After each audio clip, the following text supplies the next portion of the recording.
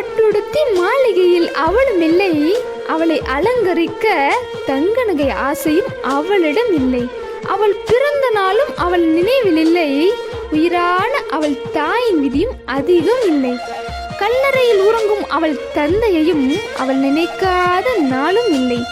பார்க்கும் தூரத்தில் அவள் சகோதரிகளும் இல்லை, கட்டிய கணவனும் திட்டாத நாள் இல்லை. உண்ண உணவும் உடம்பில் ஒட்டவும் இல்லை. பெற்ற பிள்ளைகளும் புரிந்து கொள்ளவும் இல்லை, அவள் கடந்து வராத காயங்களும் இல்லை. இப்படிப்பட்ட அவள் வாழ்க்கையில் மகளென்ற பட்டத்தை கொடுத்த பட்டத்து இளவரசிக்கு, என் தாய்க்கு நானும் இல்லை என்ற வார்த்தையை அதிகம் தந்ததும் ஏனோ. விவரம் தெரிந்த நாளிலிருந்து அவளை அம்மா என்று அழைத்ததும் இல்லை, அருகில் அமர்ந்ததும் இல்லை, அதிகம் கதைத்ததும் இல்லை, மடியில் உறங்கியதும் இல்லை. அவள் முன்பு அழுததும் இல்லை, என் கவலைகளை தெரியப்படுத்தியதும் இல்லை, ஒரு முறை கூட அன்பு முத்தம் இட்டதும் இல்லை. அவள்தான் என் உயிரென்று தெரியப்படுத்தியதும் இல்லை, அவள்தான் என் உயிரென்று தெரியப்படுத்தியதும் இல்லை.